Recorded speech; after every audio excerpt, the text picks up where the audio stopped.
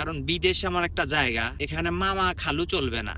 Saudi আরবে এসে কোন মানুষগুলা সফল হয় আর কোন মানুষগুলা সময় স্রোতে বিভিন্ন পরিস্থিতির শিকার হয়ে হেরে যায়, ব্যর্থ হয় এবং বাংলাদেশে চলে যেতে হয়। যেই মানুষগুলোর মধ্যে কনফিডেন্স আছে, আত্মবিশ্বাস আছে, ওই মানুষগুলা সফল হয়। যে মানুষগুলোর মধ্যে সে যে কাজে আসছে এই কাজ ছাড়াও তার মধ্যে আরো 8-10টা স্কিল থাকে, দক্ষতা থাকে, ওই মানুষগুলা সফল হয়। যেই মানুষগুলোর মধ্যে কমিউনিকেশন স্কিল আছে ওই মানুষগুলা সফল হয়। ইংলিশ জানে এবং কথা বলতে গেলে সুন্দর করে মার্জিত ভাবে কথা বলতে পারে এবং গুড লুকিং, চলাফেরা পরিষ্কার পরিচ্ছন্নতা আছে, শিক্ষিত, এই মানুষগুলা যতই কঠিন পরিস্থিতির শিকার হোক এরা সার্ভাইভ করে নিতে পারে, এদের জন্য রাস্তা খুলে যায়। আর যেই মানুষগুলোর মধ্যে স্কিল থাকে না, কমিউনিকেশন স্কিল থাকে না, স্মার্টনেস থাকে না, পরিষ্কার পরিচ্ছন্ন থাকে না, যেকে অ্যাডজাস্ট করে নেওয়ার মতো অ্যাবিলিটি থাকে না, দিন শেষে ওই মানুষগুলা ব্যর্থ হয়, ওই মানুষগুলা